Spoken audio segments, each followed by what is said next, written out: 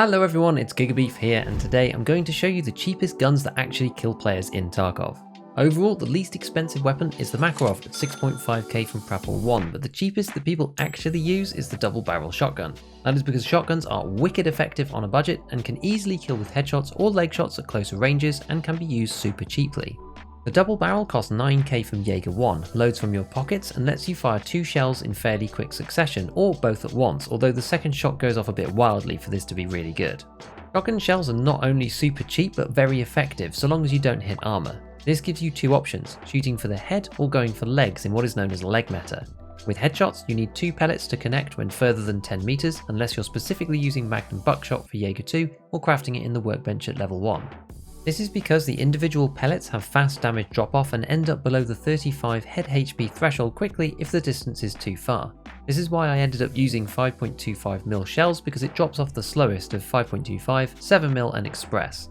For legs, we just need to deal 440 damage total, which is the total HP of a PMC.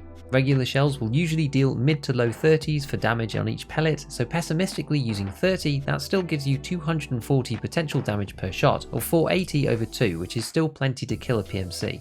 Of course, that is assuming that you hit every pellet on target. What matters here is the extreme damage over not that many hits. This is what makes them so deadly. Although the double barrel is the ultimate zero to hero cannon, I personally prefer semi-auto because I think it drastically improves your chances of actually getting a kill. As a bare minimum, the MTS-255 revolver shotgun is pretty good, but the Saiga 12 and the MP-153 are the best choices personally, and for the 153 you can get a 6-shell 133 mag from Jaeger 1 or the 8-shell mag from Jaeger 2 to bump up its effectiveness. Once you have the fleet, the 153 barter is also usually really cheap from Skier 1 as the 3 keys required are of little value otherwise. The beauty of the 153 is that it also loads from your pockets. This comes with the downside of slower reloads, but with the Saiga and its 5-round mags, lots of your rig space will be taken up with 2x1 magazines, potentially costing you money and lost looting space. The other beastly round along with Magnum is Flechette. While locked behind Jaeger 3, you can buy it on the flea market, and in CQB it's honestly insane because of the armor damage that it deals. On maps like Factory, where you're always at close range, it's pretty much the meta shell as it 2-taps every class 4 armor, and only the expensive class 5s and 6s can stand more than 3. If you're committed to close combat PvP, Flechette is absolutely devastating, and sometimes surprisingly good a little bit further out too. Carrying on with the leg meta weapons, a quick reminder that any rounds with penetration values lower than 20 don't fragment under any circumstance, so you just have to ignore the frag values on the wiki ballistics table for all of these. This is still referred to as a bug, but at this point it's practically a feature of the game because the flesh rounds are basically balanced around the fact that this happens. Or doesn't, you know what I mean. For 9x18, the Kedda is usually the cheapest weapon, and you can find 100 durability versions of this on the flea market too. At Jaeger 1 you can get the PSV ammo, which with 69 damage 7 shots players to the legs. Given the Kedda has 900 RPM, this thing kills in 0.4 of a second if you hit every single bullet, which is pretty damn quick. Later on, you can move up to SP7 as well, which is 1 shot lower to kill at 6 hits instead. The Kedda can take 30-round magazines, and although they are technically unlocked at Prapor 3, you can often get them on the flea cheap-ish because players scav spawn with them, or you can do a barter with round pliers.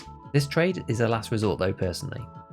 The other alternative that I think is really good is the PPSH at Jaeger 1 using LRNPC for 66 damage and is also 7 shots to kill. With 1000 RPM, this kills in just under 0.4 of a second, and I used this a ton early wipe this time around. You just have to be aware that the muzzle flash is quite brutal and the weapon wants to pull up and to the left. Try it out in offline a bit to get used to it before attempting it the first time. The PPSH is brilliant because you get 35 round mags as standard. This is some of the highest capacity that you can get so early in progression, and at 26k they are really cheap. Also, as they cannot jam in Tarkov even from overheating amazingly, you can just buy junk ones for cheap on the flea, as the doctrine here is accuracy by volume. Oh, and you can get a drum mag for these. Did I mention you can get a drum mag? Moving away from leg meta a bit into the more general playstyles, we have the UMP. While still technically possible to do it with match FMJ's 76 damage, this is a 6-shot kill, but the UMP's low fire rate of 600 is what stops this from being a grade A leg meta gun. The flip side of this is that its recoil is super controllable, and so you see them used a lot in game anyway. I've done a detailed video on the UMP before, but the crux of it is that you will struggle against class 4 armor with the basic rounds, so the budget UMP is best for using with its high controllability for getting headshots with match FMJ, and it becomes a force to be reckoned with again once you have access to 45 AP at Peacekeeper 3. That's a little bit too high end for us in this video though. Saying that, Match FMJ is still really nasty to fight against. It instantly blacks out arms and legs, which is super scary in a firefight, and if you do end up in a protracted battle, the flesh damage can just win out eventually. Also, although the cash trade for this gun is at Peacekeeper 2, you can use the barter at any level because Fence sells the black-handled knives. If exchanging for US dollars through Peacekeeper, it's actually technically cheaper than the Peacekeeper 2 version anyway at just over 30k.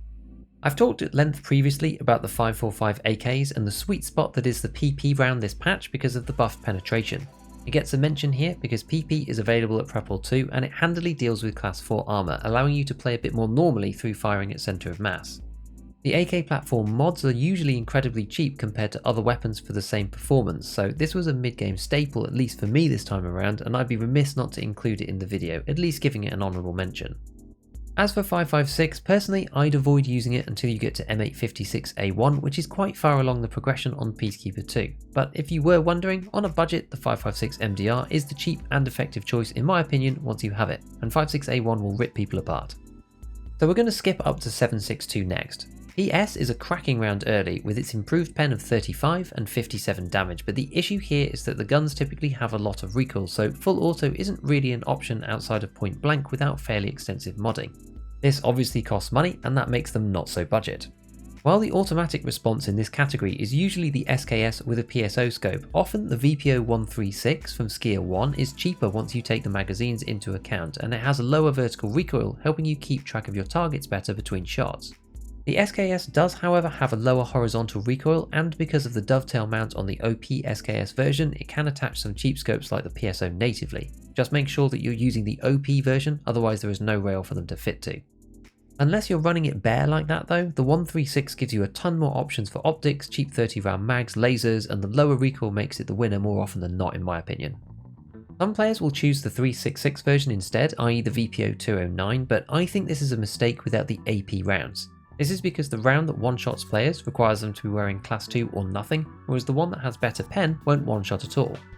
Given this is the case, and the 209 has much more recoil than the 136, I think you're better off choosing the round with superior armor penetration. Between 73 damage and 30 pen, or 56 damage and 35 pen, I'd want the latter one due to the ability to get through class 4 more effectively, especially if it comes with lower recoil as well. The only time this is different is before the flea market, as you can buy a suppressor for the 209 from Skier 1, whereas they are harder to get for the 136. Outside of this specific situation of going suppressed really early, I think the 136 is better overall. Now, as anyone who's been following my channel for a while will know, at 76251 NATO, the RFB used to be my solid favourite in this list, but these days, because of M80 being moved to Peacekeeper 3, it's not quite as easy a choice as it once was. At 55k, it's one of the more expensive guns as a base, but you don't really need to do anything with it other than add an optic of some kind. Ammo-wise, my choice pre-Peacekeeper 3 would now be the TCW round with 67 damage and 34 penetration, as this is very similar to PS but with a bunch more damage, so you're pretty much going to kill players in class 4 in 2 hits anyway, unless you're extremely unlucky. This is basically an alternative to 762x39 PS weapons if you want to pack a bit more punch and not have to mod it at all, or you're looking to shoot a bit further more accurately. The RFB's base MOA is 1.48 versus the 136's 2.37 and the SKS's 2.41, so still hits within a 17cm diameter circle at 200 meters, whereas the other two are closer to 30 centimeters and will start to miss clear headshots at this range. The final weapon that I think can be a contender is still the SVD. It's very expensive relatively due to the number of people doing the Punisher Part 6 quest, but if you wanted to pick up a DMR that slaps on semi, honestly, it's an option. Sometimes you can get an SVD down to 50k on the flea, and as you won't be shooting a ton of rounds, it's quite unlikely to get a jam. The thing about the SVD is that the rounds are awesome. Even the basic T46M are superior to M80 with 82 damage and 41 penetration, so you can just grab a PSO scope, stick it on the SVD and call it a day. While the recoil is high, if you're using it in this sniping style, then hopefully your opponents will be at medium to long distance and you'll definitely two-shot anyone wearing class 4 with thorax hits, and sometimes even one-tap them due to fragmentation, and even class 5 is likely to be a 3-hit kill. When using scav grade weapons durability wise though, do bear in mind the accuracy decrease. SVDs start with an MOA of pretty much 1, so at 100 meters hit in a circle with a diameter of approximately 6 centimeters, because in Tarkov the MOA is a radius. However, at 64 durability, this is already up to 2.3 MOA, so roughly 14 centimeters, and once you get to something like 46 durability, it has an MOA of 4.7, or nearly 30 centimeter circle at 100 meters. You'll probably still hit a headshot, but any further than this and you might begin to struggle. The SVD will always be scary despite this, and even unmodded, low durability naked ones are terrifying to be on the receiving end of. Just be very aware that it has a distinctive sound, and when running unsuppressed, you need to move after a couple of shots, as players will be highly aware of your position. So next up, go and check out why I ended up using T46M rounds in the SVD to complete Punisher Part 6. Otherwise, as usual, a big shout out to all my patrons, hit all the buttons if you enjoyed the video, and as always, have fun in your raids.